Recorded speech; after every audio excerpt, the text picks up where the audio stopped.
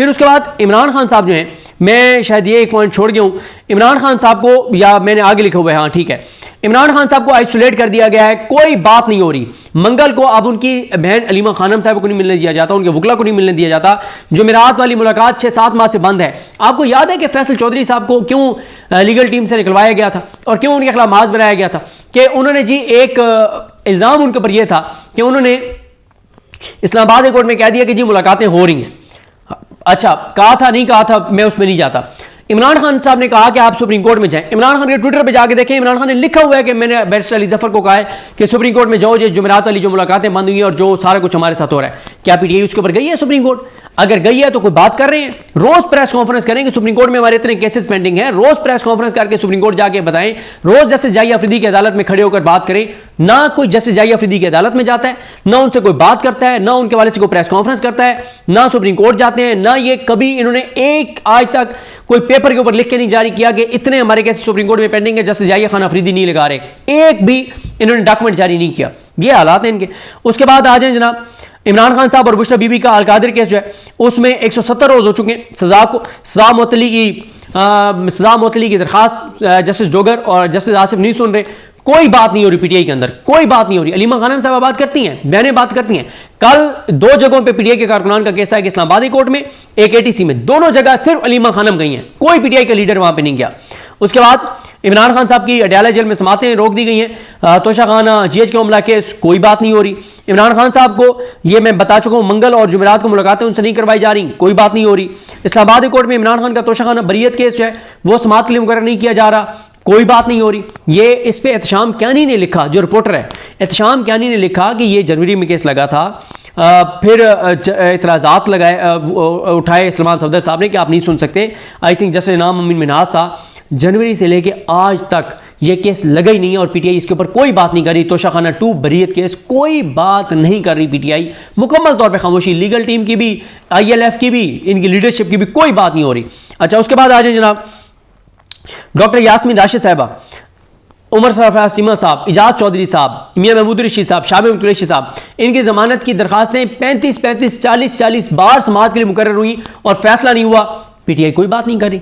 आज तक एक डॉक्यूमेंट जारी नहीं किया कि शाबिब कुरैशी की जमानत की दरखास्तें इतनी बार समाअत के लिए मुकर्रर हुई, फैसला नहीं हुआ। यास्मीन राशिद साहब की ये सूरत हाल है, एक जगह पे उनके केसेस की डिटेल्स अवेलेबल नहीं है। अच्छा, ये वो सारी चीजें जो पीटीआई को पिछले एक हफ्ते में इतना नैरेटिव मिला है, लेकिन कोई नैरेटिव नहीं बना रहे, कोई बात नहीं कर रहे। अच्छा, उसके बाद chief justice Pakistan justice Yahya Afridi जो हैं, उन्होंने कहा नीचे की अदालतों को 120 दिन में पीटीआई वालों को सुनाओ। तेजी से समातें हो रही हैं, इंसानी हकूक़ की पामालियां हो रही हैं, फेयर ट्रायल का हक नहीं मिल रहा, जुल्म हो रहा है लोगों के साथ, जबर हो रहा है। पीटीआई कोई बात नहीं कर रही कि कोट लखपत जेल के अंदर क्या हो रहा है, क्या बाकी अदालतों के अंदर क्या हो रहा है, फैसलाबाद के अंदर क्या हो रहा है, ना जजेस का नाम लेते। ये जो इफ्तिखार जट था, ये बेचारा हॉस्पिटलाइज था, इसको जबरदस्ती बुलाया जज मंजर अली गिल ने। कोई प्रेस कॉन्फ्रेंस आपने सुनी है जज मंजर अली गिल के खिलाफ पीटीआई ने की हो, उसका नाम लियो, नहीं लेते नाम। उसके बाद आ जाए जनाब, पीटीआई के रकीन असेंबली पे दबाव डाला जा रहा है कि आप आजाद हैं लोटा बनने के लिए, कोई उस तरह इस पर बात नहीं हो रही। फिर इसी तरह से पंजाब के 2705 इदारों के नाम मरियम नवाज ने अपने और अपने बाप के नाम पे रख दिए। कोई पीटीआई उस तरह बात नहीं करी जिस तरह से करनी चाहिए थी। ये इतना बड़ा नैरेटिव है कि पाकिस्तान की तारीख में बल्कि जब अंग्रेज यहां पे हुक्मरानी करता था, अंग्रेज ने भी ये घटिया हरकत नहीं की थी। अंग्रेज ने भी ये घटिया हरकत नहीं की थी कि इस पूरे खित्ते में अंग्रेज ने भी ये घटिया हरकत नहीं की थी कि वो अपने किसी बाप के नाम पे या अपने नाम पे उन्होंने 2700 इदारों के नाम रख दियो।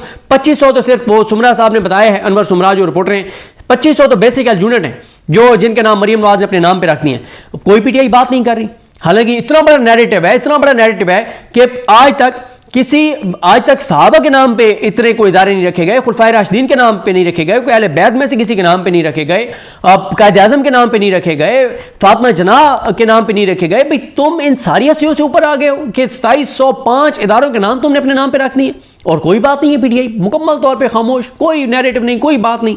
उसके बाद आ जाए जनाब, दहशतगर्दी में बहुत ज़्यादा इजाफा हो गया है, बहुत ज़्यादा। सिर्फ जून में जो रिपोर्ट आई है 78 हमले हुए हैं दहशतगर्दी के, 100 शातें हुई, 53 सिक्योरिटी फोर्सेस के जवान शहीद हुए हैं। कल तारीफ करनी चाहिए, जो मैं तारीफ ज़रूर करना चाहता हूँ, कल ट्विटर के ऊपर मेजर रिटायर्ड लतासिफ सती साहब जो फॉर्म 45 के MP हैं मरी से, उन्होंने पूरा एक पोस्टमार्टम किया कि इमरान खान की हुकूमत गिराने के बाद, इमरान खान की हुकूमत खत्म होने के बाद दहशतगर्दी किस तरह से बढ़ती गई और इस वक्त अरूज पे पहुंच गई है। उन्होंने फिगर्स सारे लिखे हैं।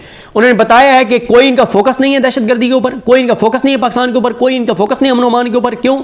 ये इस वक्त पूरी हुकूमत लगी हुई है 27 आईनी तरमीम के ऊपर, जस्टिस उम्मीदुद्दीन खान को नवाजने पर, जस्टिस मोहम्मद अली मजहर को नवाजने पर, जस्टिस याहिया अफरीदी को फैसिलिटेट करने के ऊपर, जस्टिस हसन अजहर रिजवी के लिए, मुसरत हिलाली के लिए, जमाल खान मुंदखेल के लिए, जस्टिस हाशिम काकड़ के लिए, इन सारों को नवाजने के लिए, इनकी मुद्दत मुलाजमत बढ़ाने के लिए, इनको मजीद खुश करने के लिए पूरी हुकूमत उसके ऊपर लगी हुई है। कोई फोकस नहीं है दहशतगर्दी के खात्मे के ऊपर, पाकिस्तान को बेहतर बनाने के ऊपर, पाकिस्तान के इस्तेकामों के ऊपर कोई बात नहीं है। और ये जो खबरें चलवाई जा रही है ना सारी, जो मैंने बताया है वो नवाज शरीफ वाली, ये सारी इन चीज़ों को असल में इनसे तवज्जो हटाने के लिए चलवाई जा रही हैं वो खबरें। उसके बाद पूरे पाकिस्तान में यूटिलिटी स्टोर्स जो है वो बंद करने का फैसला हो गया। फिर इसी तरह से लापता अफराद के केसेस जो हैं वो इस्लामाबाद हाई कोर्ट ने समाअत बंद कर दिया। जस्टिस डोगर ने लापता अफराद की फैमिलीज ने एहतजाज किया है इस्लामाबाद हाई कोर्ट के बाहर। कोई पीटीआई बात नहीं कर रही उनके हक में। भाई अब तो बात कर लो भाई, हम तो अपनी गलती मानते हैं कि हम उसको गलत थे, हम जस्टिफाई करते थे लापता अफराद के मामलात को। पीटीआई कोई बात नहीं कर रही अब इसके ऊपर कि कम से कम एक एक ट्वीट ही कर दें यार कि जनाब ये लापता अफराद के लवाकिन बेचारे पता नहीं कहाँ कहाँ से धक्के खा रहे इस्लामाबाद में, को उनके केसेस नहीं सुना जस्टिस डोगर और बाकी जो उसके जज हैं जो ट्रांसफर होकर आए हैं, क्योंकि इस वक्त इस्लामाबाद हाई कोर्ट में आज़ाद जजेस के सामने तो कोई केस नहीं लग रहा। उसके बाद सिंध ताश मुआहिदा मुअत्तल हुए 100 दिन हो गए, कोई हुकूमत की एक्टिविटीज उसके ऊपर नजर नहीं आ रही। पीटीआई इसके ऊपर कोई बात नहीं कर रही। कोई पाकिस्तान के अंदर कोई फोकस नहीं है इनका कि कैसे हमने ये पानी की कमी को वो करना है। इस वक्त बारिशें बहुत ज्यादा हो रही हैं, अब सैलाब का खतरा हो गया है। कोई इन्होंने फोकस नहीं किया कि भाई भारत ने पानी बंद कर दिया है, हम यहाँ पे जो बारिश का पानी है उसको सिक्योर कर लें, उसको महफूज बना लें। वो अब सैलाब का खतरा आ गया है, अब वो पानी वैसे है नहीं, अब बारिशें ज्यादा हो रही हैं तो सैलाब आ जाएगा और उल्टा नुकसान होगा। बजाय इसके कि आप उस पानी को महफूज करते, कोई फोकस नहीं है। ना सिंध ताश मुआहिदे पे बात हो रही है, ना पानी के ऊपर बात हो रही है, ना किसानों के ऊपर बात हो रही है, ना क्लाइमेट चेंज के ऊपर बात हो रही है, कोई बात नहीं हो रही। सारी बात किस पे हो रही है? 27 यानी तरमीम, उसमें कुछ बहुत आम चीजें और साथ इन जजों को नवाजने, सुप्रीम कोर्ट वालों को जिन्होंने बड़ी खिदमात हैं जिनकी पाकिस्तान के इस निज़ाम के लिए। उसके बाद जो इस्लामाबाद हाई कोर्ट ने कल जो 2 जजेस ने फैसला दिया, जो हुकूमती जजेस हैं, 9 मई के 4 जो पीटीआई के कारकुन जिनको बरी किया है, उसमें ऐसे ऐसे पॉइंट्स थे कि अगर पीटीआई वाले इसके ऊपर नैरेटिव बनाना चाहें तो पूरे पाकिस्तान के अंदर लोग दंग रह जाएंगे कि ताहिर अब्बास सिपरा ने क्या किया है, जिसने सजा सुनाई है। मसलन उसमें देखें जी, कल अदालत के अंदर क्या साबित हुआ है, और ये हुकूमती जजेस ने इनको बरी किया है। हुकूमती जजेस ने, जिनको हुकूमत खुद लगाया है, जिनको ये जैसे खादिम सोमरो को हुकूमत लेकर आई है, जैसे याहिया खान, जरदारी, शहबाज शरीफ, आजम अली तारड़, आमिर फारूक, शफी सदीकी, ये सारे इसमें थे इनको खादिम सोमरो साहब को यहां लाने वालों में। और उन्होंने कल क्या फैसला दिया है, और आजम खान जिनको नून लीग ने बनाया है जस्टिस इधर इस्लामाबाद हाई कोर्ट का, कल जनाब उन्होंने जो फैसला सुनाया उसमें क्या साबित हुआ है कि एक तो जिन 4 लोगों को, टोटल 11 लोगों को सुनाई हुई है, 4 की अपीलें थी, ये चारों जाए वकूआ पे मौजूद ही नहीं थे। थाना रमना जो जलाने के इनके ऊपर इल्जाम है, ये मौका वहां पर मौजूद ही नहीं थे। थाना रमना जहां पे जलाया गया, इनसे कोई रिकवरी नहीं हुई। इनमें से जो ये चारों में से एक के पास से जो रिकवरी हुई है वो पीटीआई की कैप रिकवर हुई है, एक के पास पीटीआई के झंडा रिकवर हुआ है, एक से झंडे का डंडा रिकवर हुआ है, चौथे के पास से कोई चीज रिकवर नहीं हुई। फिर इनके ऊपर इल्जाम था कि इन्होंने अंधाधुंध फायरिंग की है, और इस इल्जाम पे ताहिर अब्बास सिपरा ने इनको सजा सुनाई है, और साबित यह हुआ है कि ये वहां पर थे ही नहीं जिस चीज के ऊपर ताहिर अब्बास सिपरा ने इनको सजा सुना दी है। और फिर दूसरी बात यह हुई कि अगर इन्होंने अंधाधुंध फायरिंग की है, एक भी पुलिस वाले को खराश नहीं आई। फिर सीसीटीवी फुटेज बाबर रवान साहब ने मांगी, वो नहीं है, तस्वीरें नहीं है, कोई सबूत नहीं है, एफआईआर में नामजद नहीं थे। कुछ इसमें से ये जो 11 है सजा हुआ है, कुछ गरीब रेडीबान है, उनका जुर्म सिर्फ यह है कि उनके मोबाइल से इमरान खान की तस्वीरें निकली हैं और वो गरीब थे और वो पठान थे, इस वजह से उनको पकड़ के, और ताहिर अब्बास सिपरा ने उनको सजाएं दे दी हैं। पुलिस ने पकड़ के हवालात में डाला, केस बनाया, और ताहिर अब्बास सिपरा ने उनको सजाएं दे दी 10-10 साल। अंदाजा लगाएं ये किया ताहिर अब्बास सिपरा ने, जज ने।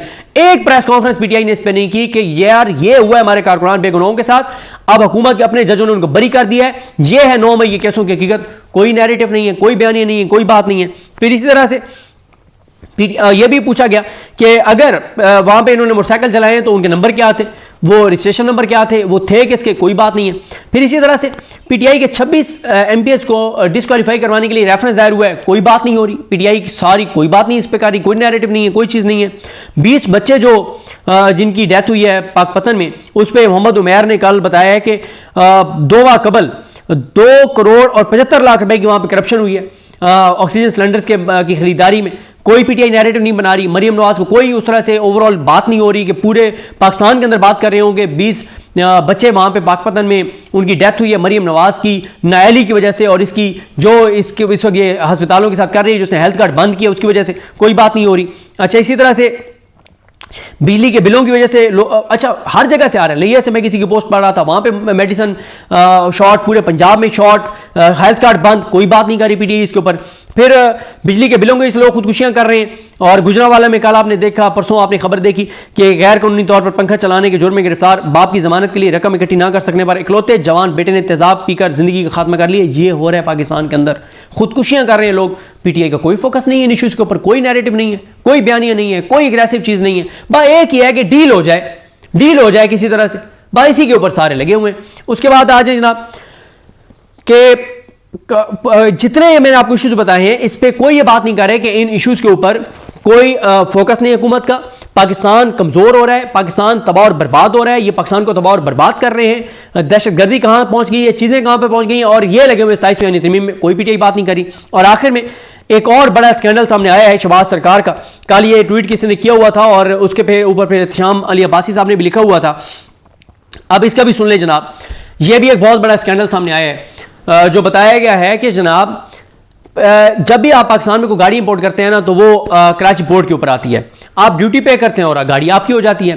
कई लोग, कई तो नहीं, कुछ लोग क्या करते हैं कि वो गाड़ी ऑर्डर करते हैं, गाड़ी कराची पोर्ट के ऊपर आ जाती है, वो ड्यूटी पे नहीं कर सकते। जब वो ड्यूटी पे नहीं कर सकते तो कस्टम डिपार्टमेंट जो है वो उस गाड़ी जिसकी ड्यूटी पे नहीं हो सकती, एक टाइम पीरियड है, उसके बाद वो उसकी ऑक्शन के लिए इश्तिहार देते हैं, उसकी ऑक्शन होती है, उसकी ड्यूटी पे होती है, ड्यूटी जमा होती है और फिर वो गाड़ी को रजिस्टर कर लिया जाता है।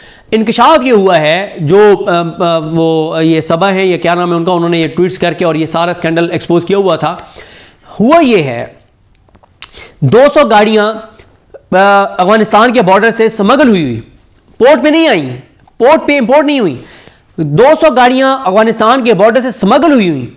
उनको यह कहा गया कस्टम डिपार्टमेंट की जानिब से कि ये 200 गाड़ियां इंपोर्ट होकर पाकिस्तान आई हैं, इनकी ड्यूटी पे नहीं हुई, हमने इनकी ऑक्शन की है, ड्यूटी इनकी जमा हो गई है, इनको रजिस्टर्ड कर दिया जाए।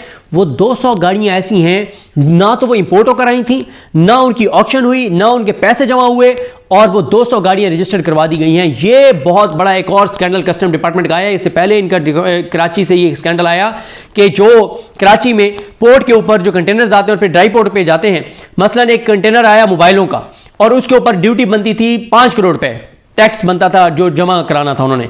वहां से उसकी एक बनी, आप समझिए एक डॉक्यूमेंट बना के इसके इस कंटेनर के अंदर मोबाइल हैं और ये जाके उतरेंगे इस्लामाबाद ड्राई पोर्ट के ऊपर।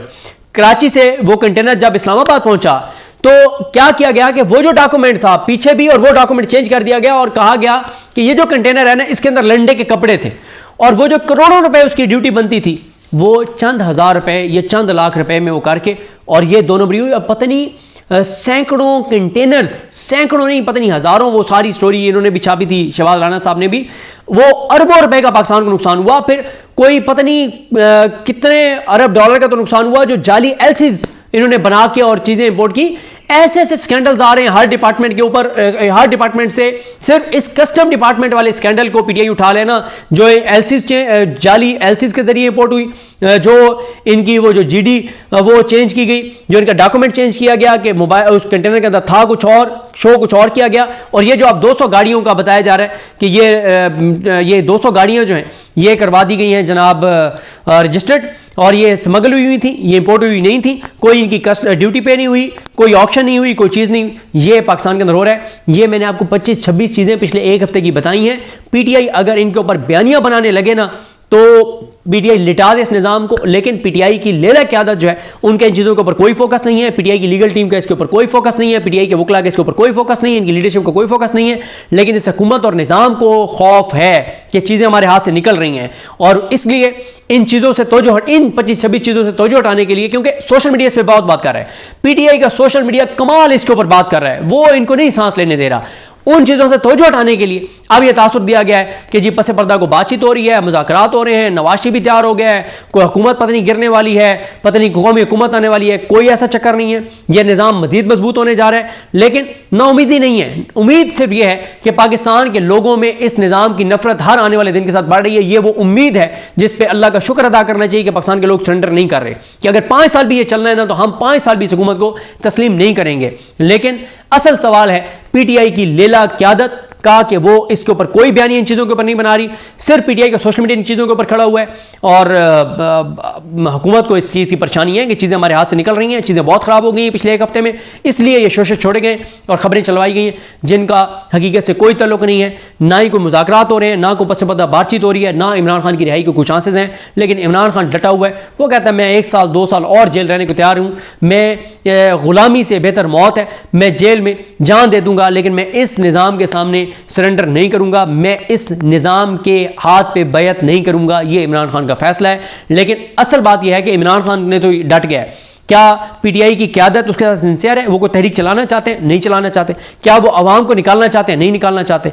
तो क्या वो इन चीज़ों में नैरेटिव बनाना चाहते हैं? नहीं बनाना चाहते। नैरेटिव बना रहे हैं? नहीं बना रहे। तो ये सूरत हाल ये है। लेकिन नाउमीदी मायूसी नहीं है, सिर्फ मसला यह है कि पीटीआई की लेला क़यादत जो है उसको गैरत करने की ज़रूरत है कि जिसके नाम का खा रहे हैं उसके साथ वफा कर लें। जिस पाकिस्तान की वजह से लोग पाकिस्तानियों ने उनको वोट दिया, उस पाकिस्तान से कोई वफा कर लें और गद्दारी छोड़ दें, इमरान खान की पीठ में छुरा घोंपना छोड़ दें, ये कंप्रोमाइज़ होना छोड़ दें, ये डीलें छोड़ दें, ये खौफ छोड़ दें, ये बुज़दिली छोड़ दें। जब जिस दिन ये बुज़दिली छोड़ के और मौसर तरीके से काम करना शुरू कर देंगे, ये निज़ाम को लिटा देंगे। देखते हैं कब ये चीज़ें होती हैं। मुझे अपनी दुआ में याद रखें। अल्लाह हम सबका हामी नासर। अल्लाह हाफ़िज़।